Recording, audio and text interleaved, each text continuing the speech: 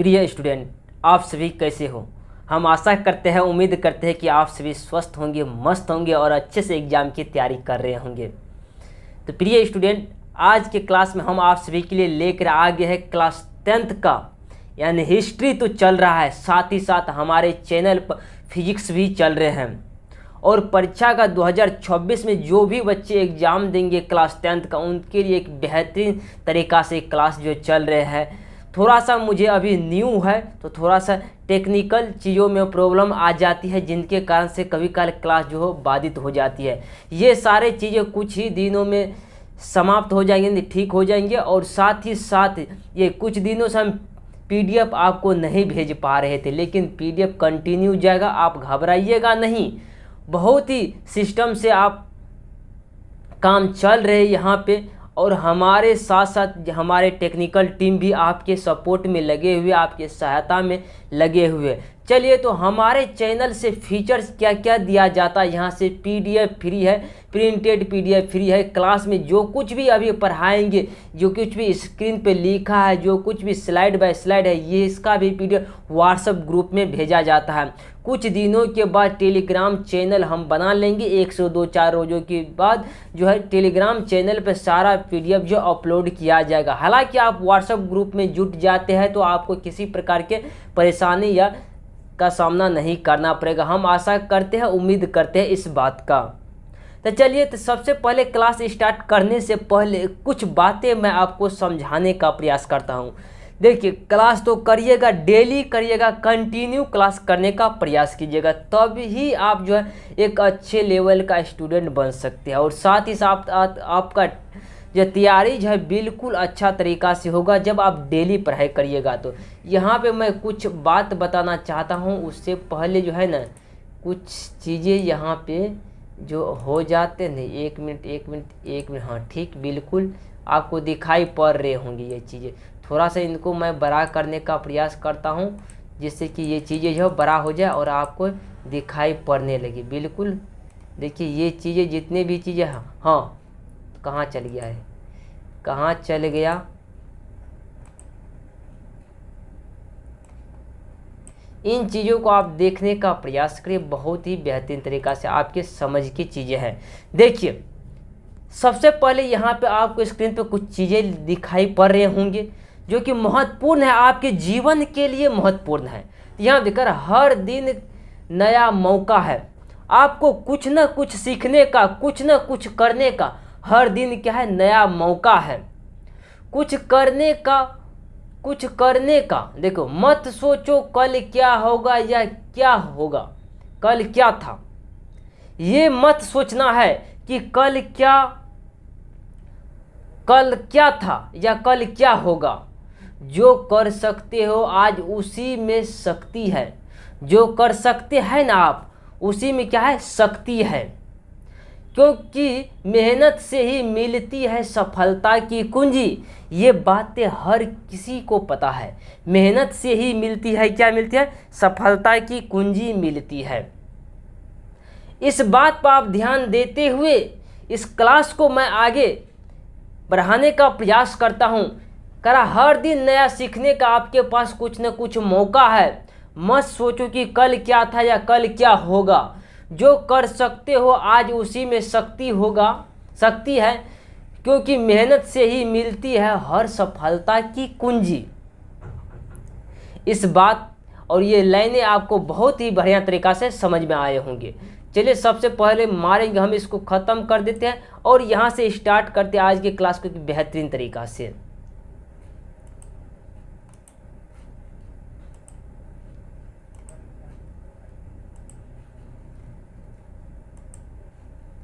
अब यहाँ पे देखिए, ये हिस्ट्री चल रहा है क्लास 10th का, चैप्टर नंबर 2।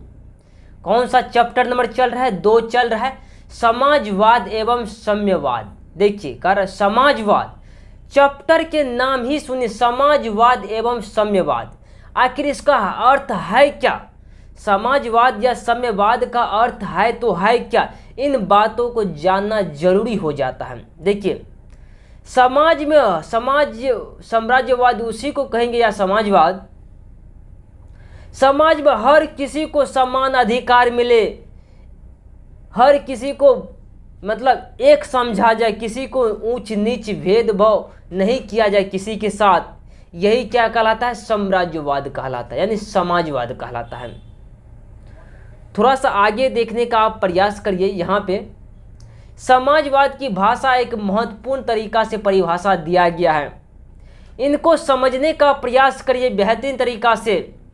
कारण समाजवाद एक ऐसी सोच विचारधारा है, समाजवाद क्या है? एक ऐसी सोच और विचारधारा है जिसमें समाज के किसी भी वर्ग के साथ भेदभाव नहीं किया जाता है।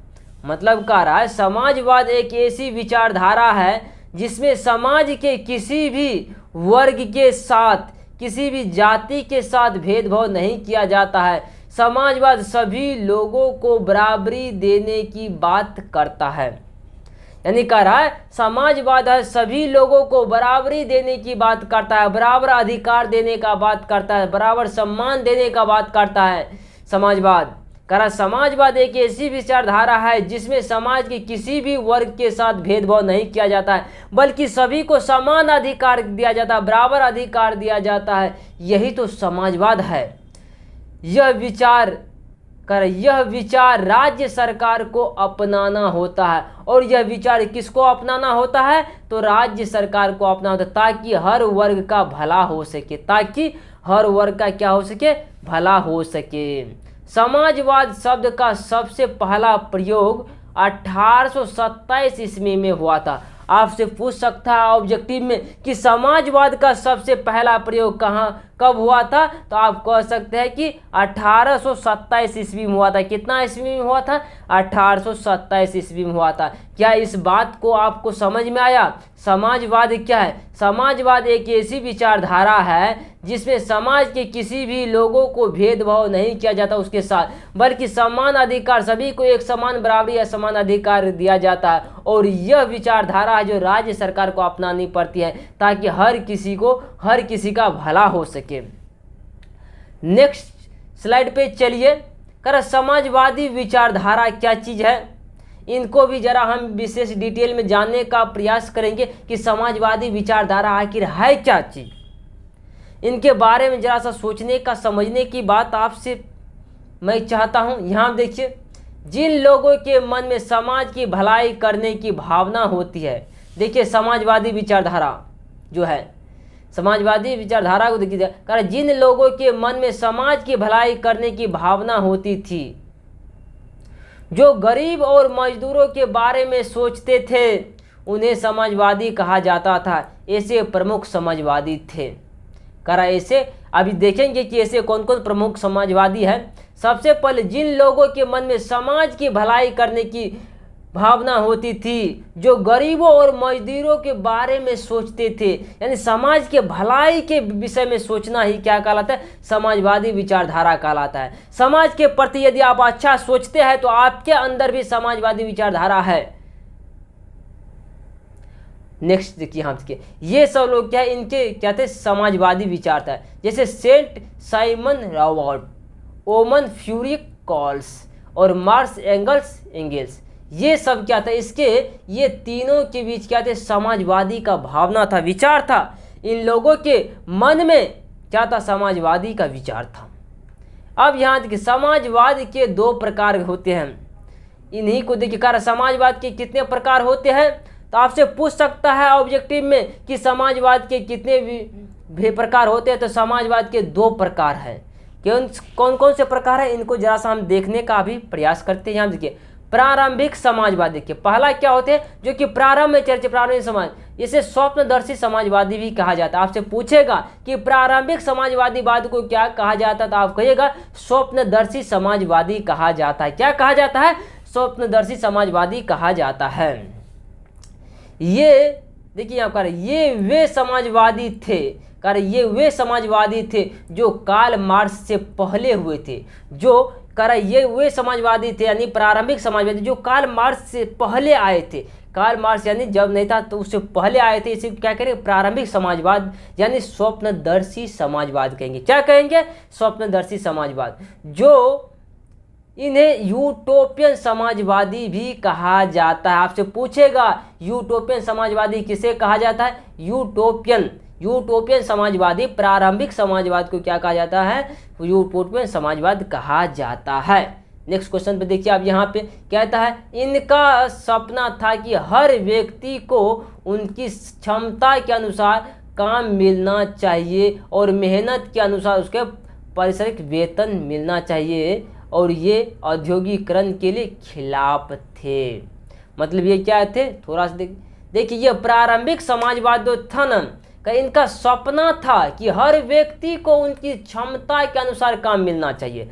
हर व्यक्ति को उनकी क्या मिलना चाहिए? क्षमता के अनुसार, यानी क्षमता के अनुसार क्या मिलना, काम मिलना चाहिए, और हर और मेहनत के अनुसार उसका पारिश्रमिक वेतन मिलना चाहिए। मेहनत के अनुसार उसे रुपया दिया जाए, यानी वेतन दिया जाना चाहिए।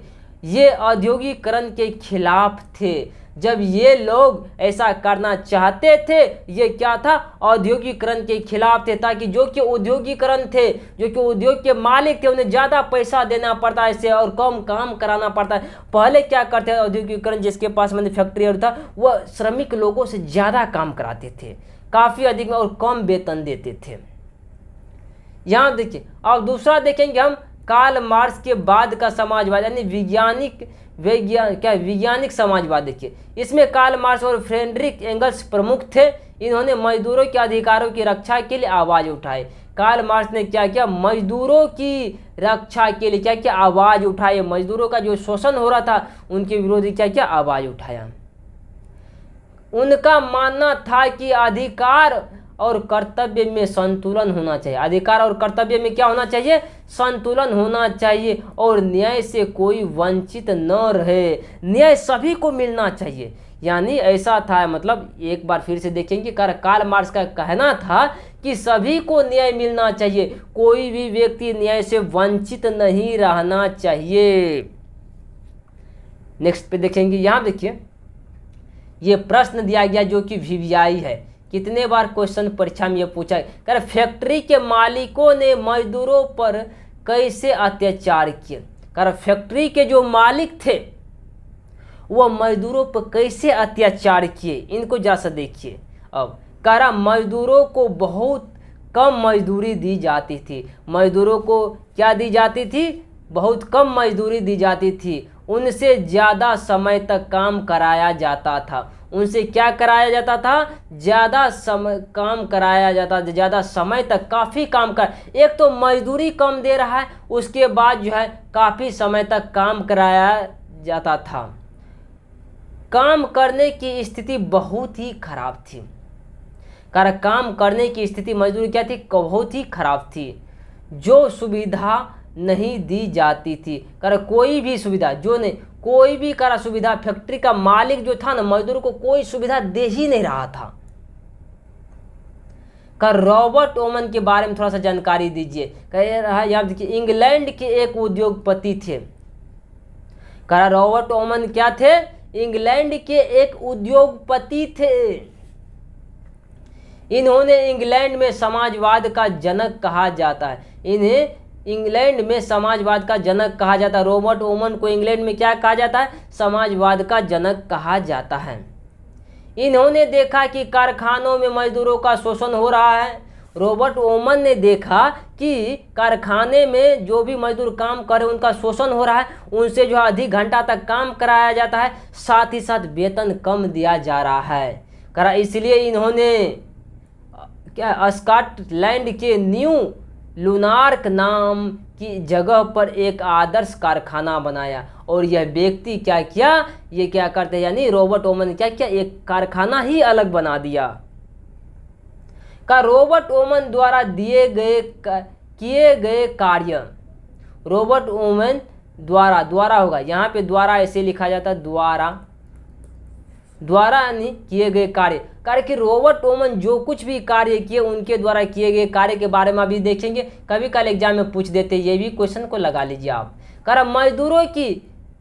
मजदूरों की मजदूरी बढ़ाई। सबसे पहले इसका क्या? मजदूरों की मजदूरी को बढ़ा दिया, काम के घंटे कम कर दिए, मजदूरों के बच्चों की पढ़ाई की व्यवस्था की। देखिए, मजदूरों के बच्चे जो भी कारखाना में काम करते थे उनका बच्चा पहले तो पढ़ता नहीं था जब वो रोबोट वूमन नहीं आता। ये क्या क्या मजदूरों के बच्चे को भी पढ़ाई का व्यवस्था किया और रहने खाने और इलाज की भी सुविधा दी, रहने खाने और इलाज की भी सुविधा दी। तो एक बार फिर से रिपीट हम करेंगे कि रोबोट वूमन ने क्या क्या इन्होंने काम किया। मजदूरों की मजदूरी बढ़ाई, काम के घंटे को कम कर दिया गया, मजदूरों के बच्चों की पढ़ाई की व्यवस्था की और रहने खाने का इलाज भी सुविधा दिया। अब यहाँ देखेंगे आखिर समाजवाद क्या होता है।